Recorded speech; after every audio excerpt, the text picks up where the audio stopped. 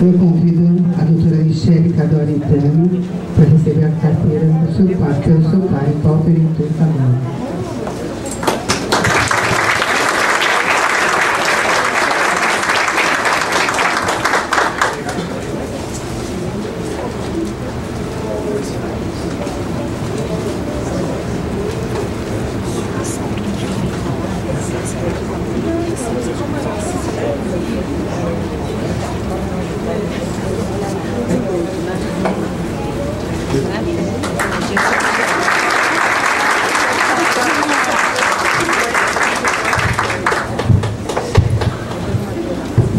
Convido a doutora Ana Paula da Silva e o seu esposo e padrinho Reinaldo Martins da Silva.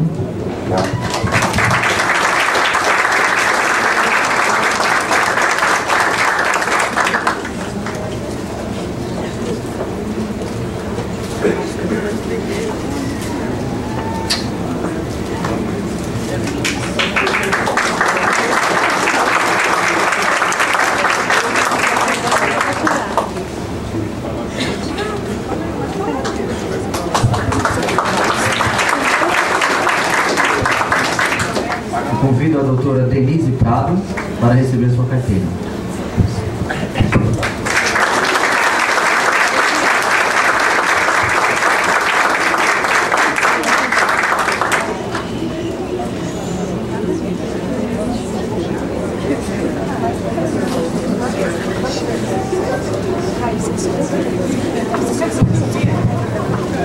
Bom, doutores, agora com o recebimento das carteiras e carteiras, viu? Não carteirinha de passe. Carteiras de advogado. Eu espero que isso possa encorajá-los ainda mais nas audiências da semana agora, né? Eu falo isso porque o sentimento que a gente tem quando pega carteira é assim, e agora?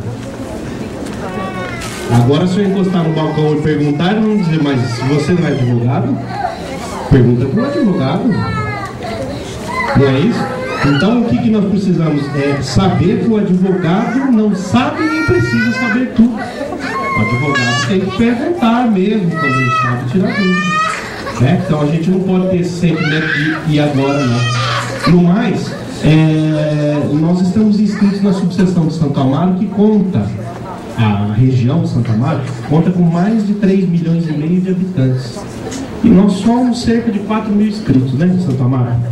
Então nós temos a responsabilidade de fazer justiça chegar nos cantos, todos os cantos de Santo Amaro, porque o Estado, muitas das vezes, não chega no Marcilac, não chega no Jardim Lídia, não chega no Jardim São Bernardo, no Vila Natal, no Capão Redondo, muitas das vezes.